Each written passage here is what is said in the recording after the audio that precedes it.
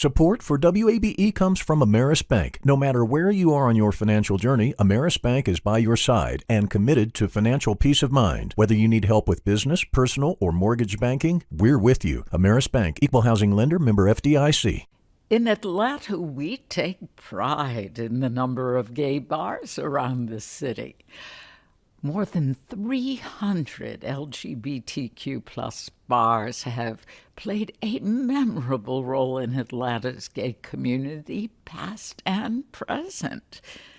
During the pandemic, Art Smith, who describes himself as, quote, a longtime card-holding member of the Atlanta gay community, decided to create an archive of all the gay bars throughout the U.S. and the world. The site is called GayBarchives. Art Smith joins me now via Zoom to talk about this monumental project. Welcome to City Lights. Thank you so much, Lois. It's an honor to be here. Now, you have lived in Atlanta since the 1980s. Please tell us your thoughts about how the LGBTQ plus scene grew and evolved over the last 40 years.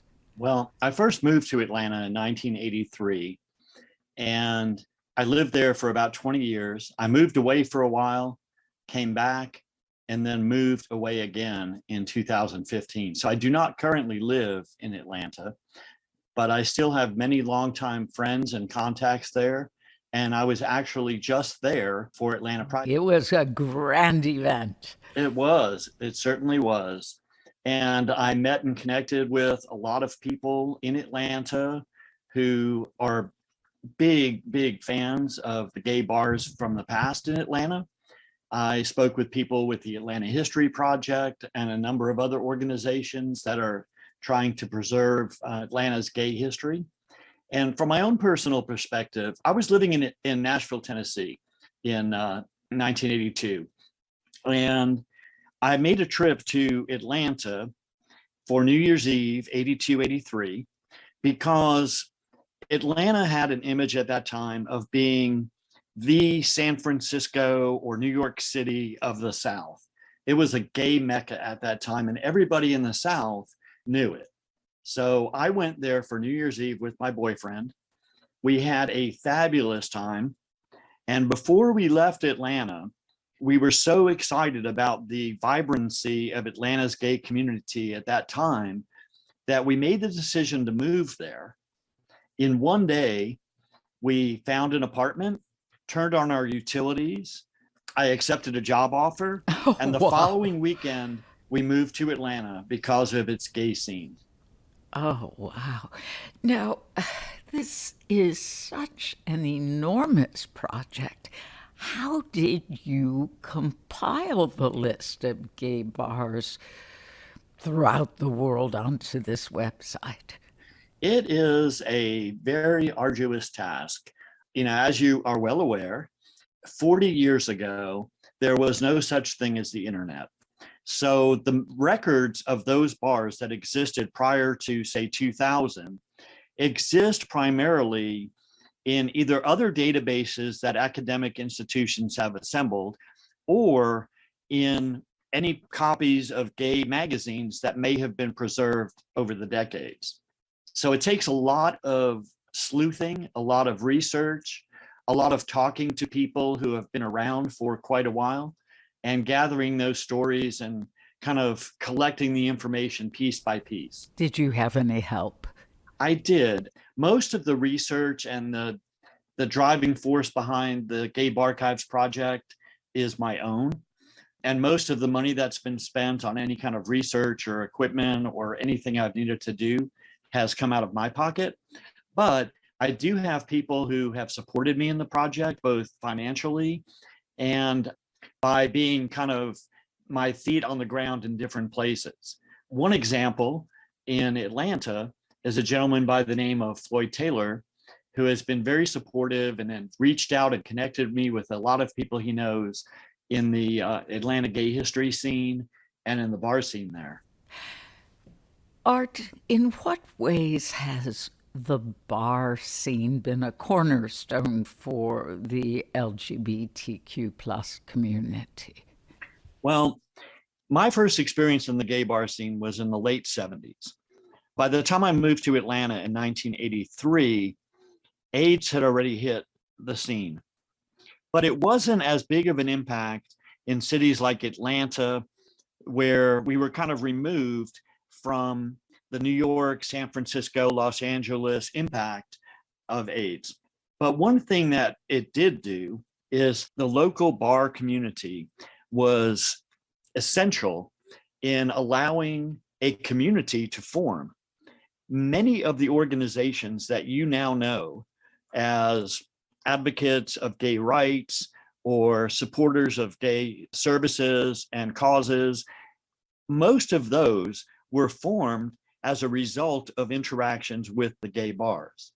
The gay bars were the places where the meetings were held, where people met each other to join hands in a common cause, where drag queens and local performers did fundraisers to raise money for organizations. One interview that I did last year was with the executive director of Florida Equality, and she told me that there would not have been an Equality Florida had there not been a supportive bar community. So that, to me, was the first, big impact that was recognized by the world from the gay community. Yeah, it was a safe space.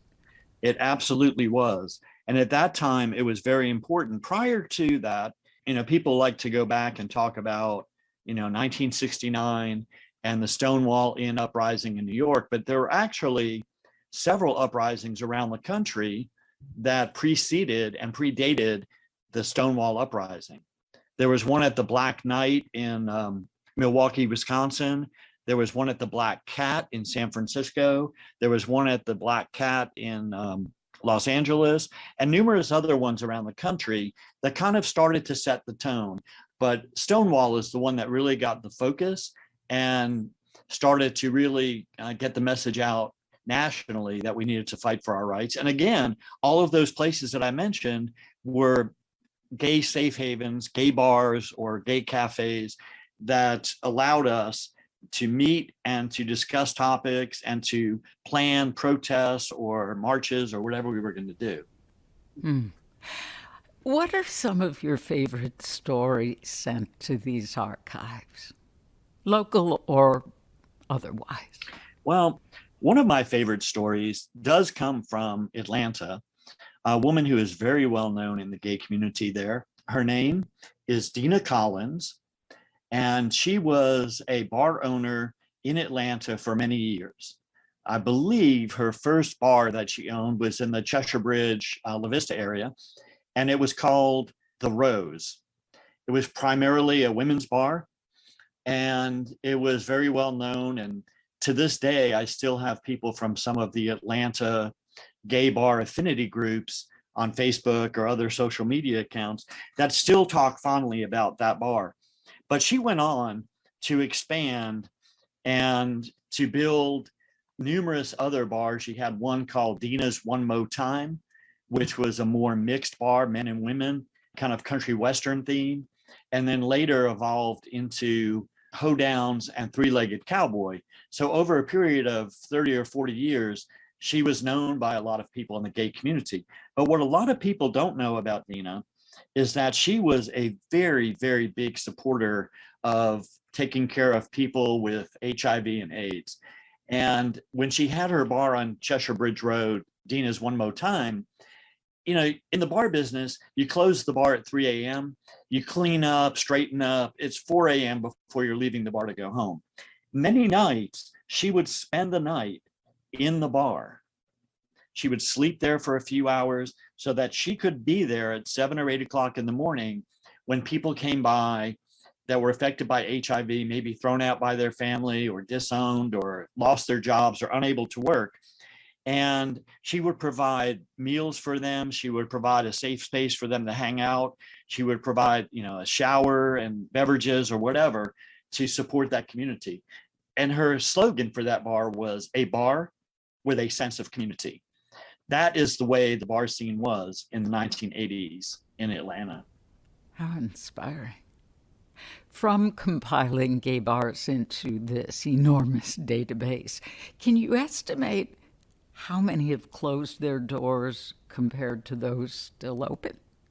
Well, that's a little bit of an impossible question to answer because so many of them have changed names over the years. And of course, you're going back in Atlanta history, the first, what I would call gay safe space that I was able to identify so far was in the 1949, 1950. So you're going back, 70 years. And in that time, there are many bars that have opened and closed. So far in GayBarchives, I have documented over 3,000 bars around the country in the US that have existed over time. But there are many, many more than that. A friend of mine, two friends of mine actually, just published a book about Chicago's gay bar scene. It's called Last Call Chicago, and it was written by Rick Carlin and Saint Suki Delacroix. And together, they spent a couple of years diligently researching Chicago's bar scene.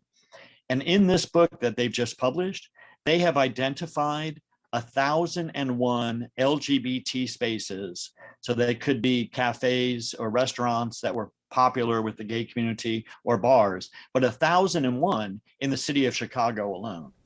My goodness. Art, when did you decide to grow the site from Atlanta gay bars to the entire U.S. and then beyond? It was kind of an organic growth. The very first conversations I had that inspired me to look into memories of Atlanta's gay bar scene was with one of the former owners of Backstreet in Atlanta. Her name is Vicky Vera, and she also is very well known in the Atlanta gay community. She and her family owned Backstreet, Weekends Warehouse, Lipsticks, Levitas, and a number of other bars in Atlanta that were very well attended by the gay community and very supportive of the gay community. She wanted to do something to commemorate the 45th anniversary of the day they opened in 1975. So I started talking to people about Backstreet specifically.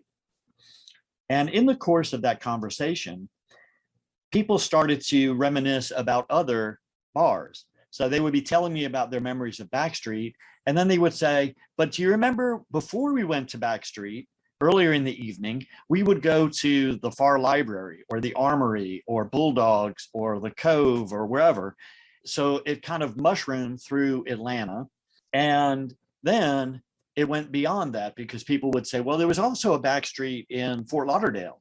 And there was also, a bar called Bulldog in Chicago or wherever. And it started expanding and expanding.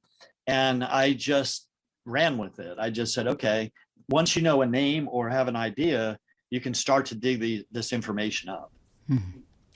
The website not only points people to the history about gay bars and nightlife, but also to various articles and websites on LGBTQ plus history listed by state and country. Why did you want to include links to the overall history as well? Well, that part of the project, that's the archives page on my website. And that started as a hidden page on the website. So nobody else could see it except me. But I put it there because in the course of my research, when I found these resources, I had a notebook full of random notes everywhere. And I said, every time I go to research a new bar, I have to pull out that notebook and flip through all these pages. Why don't I just put that file on my computer? And so I put it on my website. And after speaking to a number of people and finding out that some of the people I was speaking with who may have been historians or may have been authors or may have been bar owners, they would ask about that information too and say, well, where did you find out about this? And so I just decided to make it a public page. I feel like history in general, and our gay history in particular, is something that should be easily accessible to anyone. And, Gay Barchives is not about making Art Smith the guru of gay bar information. It's about having the information out there and having people be able to share their stories of these different places that they used to frequent. Art Smith, this has been fascinating. Congratulations on your work. It is a public service. And thank you so much for talking with me. Oh, you're quite welcome, Lois. I really appreciate it.